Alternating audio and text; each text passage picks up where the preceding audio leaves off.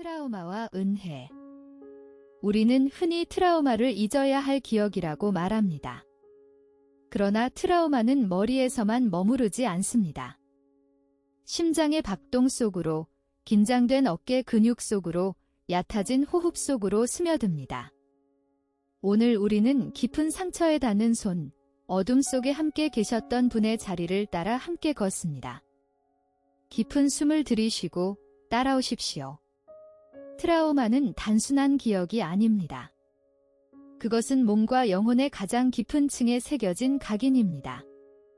머리로는 잊었다고 말해도 어떤 향기 하나, 어떤 소리 하나에 심장이 먼저 반응합니다. 그때 우리는 알게 됩니다. 상처는 뿌리에 있었다는 것을. 그러나 복음의 신비는 여기에 있습니다.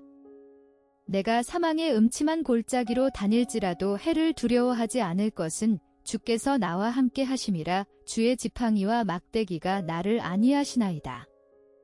시편 23편 4절. 다윗은 골짜기가 사라지게 하심이라 쓰지 않았습니다. 다닐지라도라고 썼습니다. 어둠의 골짜기는 통과해야 하는 길이며 그 길 위에 주님은 지팡이를 들고 서 계십니다.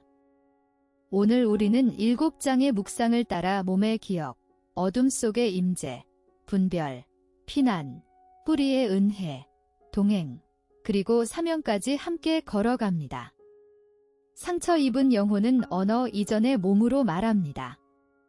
어떤 이는 특정 향기를 맡으면 숨이 막히고 어떤 이는 큰 소리에 까닭 없이 온몸이 굳어버립니다. 이는 나약함이 아닙니다.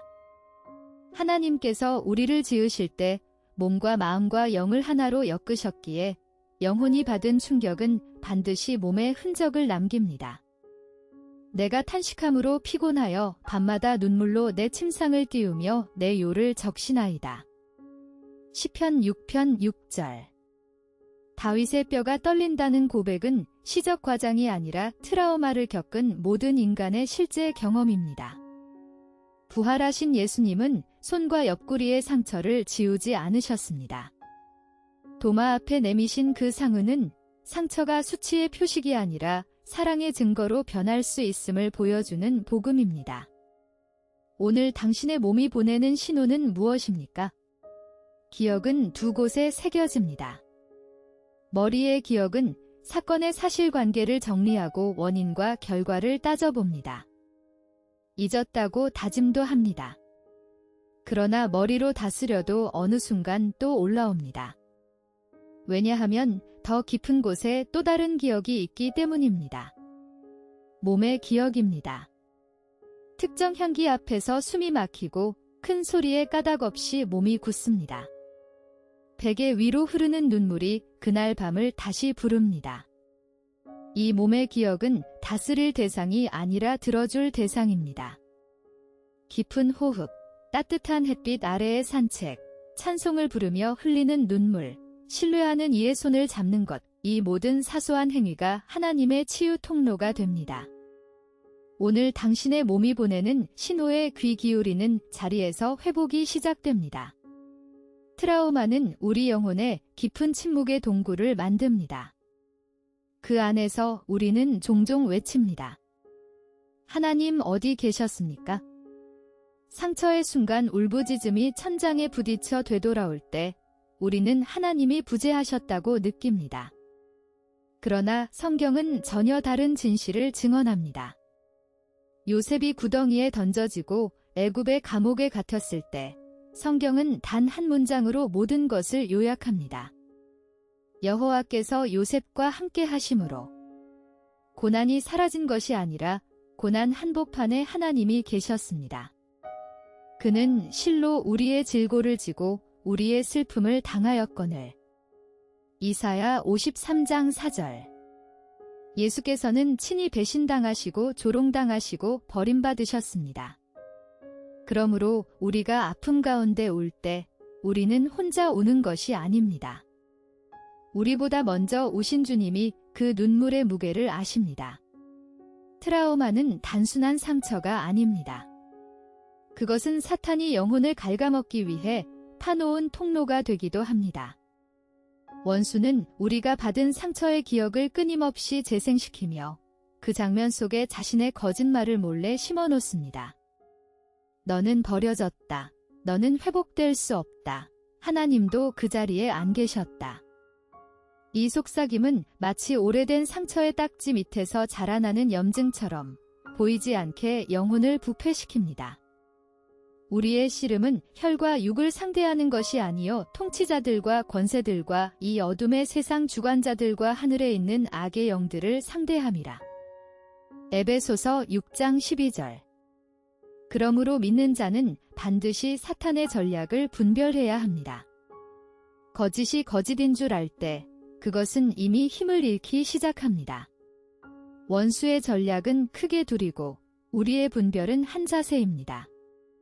첫째는 기억의 왜곡입니다. 원수는 과거의 사건 자체보다 그 사건에 붙여진 해석을 공격합니다. 같은 상처라도 하나님이 나를 지키셨다는 해석과 하나님이 나를 외면하셨다는 해석은 완전히 다른 열매를 맺습니다. 둘째는 수치심의 고소입니다.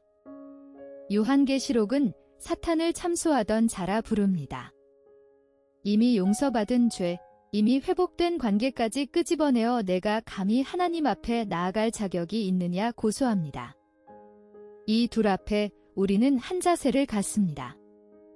아버지의 음성은 언제나 내가 너와 함께 있다로 끝나고 원수의 속삭임은 언제나 너는 혼자다로 끝납니다. 그 끝을 듣는 귀가 분별의 시작입니다. 트라우마를 겪은 사람에게 가장 절실한 것은 설명이 아니라 안전입니다. 상처 입은 마음은 먼저 몸과 영혼이 이곳에서는 더 이상 다치지 않아도 된다고 확신할 수 있는 자리를 필요로 합니다. 치유는 용기 있게 과거를 파헤치는 행위에서 시작되지 않고 떨리는 몸을 누일 수 있는 품을 찾아내는 데서 시작됩니다. 그가 너를 그의 깃으로 덮으시리니 내가 그의 날개 아래에 피하리로다. 시편 91편 4절. 다윗은 사울을 피해 동굴로 숨었고 엘리야는 로뎀 나무 아래로 도피했으며 예수께서는 군중을 떠나 한적한 곳으로 물러가셨습니다. 숨는 것은 나약함이 아니라 지혜이며 하나님은 그 동굴과 나무 아래를 친히 찾아오시는 분입니다. 피난은 회복의 반대말이 아니라 회복의 입구입니다. 트라우마는 단순한 기억이 아니라 몸과 영혼의 가장 깊은 층에 새겨진 각인입니다. 머리로는 잊었다고 말해도 어떤 냄새, 소리, 표정 하나에 심장이 먼저 반응합니다. 그때 우리는 알게 됩니다. 상처는 뿌리에 있었다는 것을. 그러나 복음의 신비는 여기에 있습니다. 하나님의 은혜는 우리의 의식보다 더 깊은 곳까지 내려오십니다. 다윗은 고백합니다. 내가 수월에 내 자리를 펼지라도 거기 계시니이다. 흑암이 주에게서 숨기지 못하며 밤이 낮과 같이 비추나니 주에게는 흑암과 빛이 같음이니이다. 시편 139편 8절과 12절. 당신이 가장 떠올리기 싫은 그 기억 속에도 말로 표현할 수 없었던 그 어린 날의 방 안에도 주님은 이미 계셨습니다. 우리가 인식하지 못했을 뿐 버려진 순간에도 사랑은 함께 있었습니다. 은혜는 두 자리에 닿을 수 있습니다. 표면의 위로는 괜찮아질 거라고 토닥입니다. 긍정적인 다짐으로 덮어두고 잎사귀만 푸르게 다듬습니다. 그러나 같은 자리에서 다시 무너지는 까닭이 있습니다. 예수님은 잎사귀만 무성한 무화과나무를 보시고 저주하셨습니다. 겉만 푸른 신앙은 참 열매를 맺지 못합니다. 트라우마의 치유도 마찬가지입니다. 표면의 증상만 다스리면 또다시 같은 자리에서 무너집니다. 은혜는 뿌리까지 내려가야 합니다. 왜곡된 기억의 골짜기와 수치심의 지하실까지 성령의 빛이 내려가십니다. 상한 갈대를 꺾지 아니하며 꺼져가는 등불을 끄지 아니하시는 손길. 이사야 42장 3절. 그 손길이 닿는 곳까지 빛이 스며들 때 비로소 새싹이 돋습니다. 상담실 문턱 앞에서 많은 신자들이 주저합니다. 기도가 부족해서 이런가? 믿음이 없어서 전문가를 찾는 걸까? 이러한 자책은 오히려 회복을 더디게 만듭니다. 하나님은 영혼의 의사이시지만 동시에 의사 누가를 사도 바울 곁에 두셨고 포도주와 기름으로 상처를 싸매는 선한 사마리아인의 손길도 귀하게 여기셨습니다. 강한 자에게는 의사가 쓸데없고 병든 자에게라야 쓸데있느니라. 마태복음 9장 12절. 트라우마는 단지 마음의 문제가 아니라 몸에 새겨지는 흔적입니다. 신경계는 위험을 기억하고 근육은 긴장을 저장합니다. 이런 몸의 증상을 전문가의 도움으로 다루는 것은 하나님이 허락하신 일반 은총의 길을 걷는 일입니다. 거룩한 기도와 전문적 돌봄은 서로를 배척하지 않습니다. 둘 다 하나님의 회복 사역 안에서 함께 걷는 동역자입니다. 회복은 독주회가 아니라 합주입니다. 하나님은 한 사람을 홀로 회복시키지 않으시고 새 통로로 다가오십니다. 첫째, 기도의 통로입니다. 기도 노트에 도움받고 싶은 영역을 구체적으로 적어봅니다. 막연한 괴로움이 글자가 될 때 기도는 길을 찾습니다. 둘째, 전문가의 통로입니다. 신뢰할 수 있는 목회자나 상담기관에 먼저 한 번의 문의를 해봅니다. 문 하나를 여는 그 작은 용기가 이미 치유의 시작입니다. 셋째, 공동체의 통로입니다. 교회의 형제자매가 끓여온 국 한 그릇, 함께 세우는 한밤. 엘리야가 로뎀나무 아래 쓰러졌을 때 하나님은 영적 각성보다 먼저 잠과 음식을 공급하셨습니다.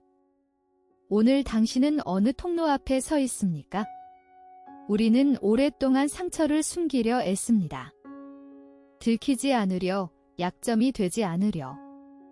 그러나 하나님의 경륜 속에서 치유된 상처는 더 이상 수치의 흔적이 아니라 은총이 흘러가는 통로가 됩니다. 내게 이르시기를 내 은혜가 내게 족하도다. 이는 내 능력이 약한 데서 온전하여짐이라. 고린도후서 12장 9절. 치유의 마지막 단계는 있는 것이 아니라 흘려보내는 것입니다. 같은 어둠을 통과해본 사람만이 건넬 수 있는 말이 있고 같은 밤을 세워본 사람만이 앉아줄 수 있는 침묵이 있습니다. 거창한 간증대에 서야만 통로가 되는 것이 아닙니다. 아픔을 겪는 후배의 이야기를 끝까지 들어주는 한 시간, 비슷한 상실을 지나는 이웃에게 건네는 따뜻한 국 한 그릇. 이 작은 자리에서 상처는 다리로 바뀝니다. 이 책이 한 가지 묻고자 했던 것은 분명합니다. 트라우마를 부정하고 살 것인가, 은혜를 만나며 살 것인가.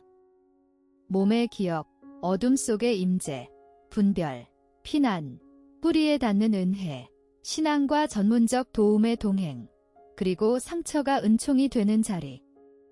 일곱 묵상을 따라 우리가 함께 걸어온 길은 결국 한 자리로 우리를 데려갑니다. 우리의 모든 환난 중에서 우리를 위로하사 받는 위로로서 환난 중에 있는 자들을 능히 위로하게 하시는 이시로다. 고린도후서 1장 4절. 숨겨진 상처는 나를 가두지만 들여진 상처는 누군가의 문이 됩니다. 다음 회에는 몸의 기억, 영혼의 치유를 함께 묵상하겠습니다. 오늘의 자리에 잠시 더 머물러 어둠 속에 함께 계셨던 분의 손을 다시 느껴봅시다. 구독과 좋아요는 다음 영상의 빛이 됩니다. 우주나 Q3 채널에서 다시 만나요.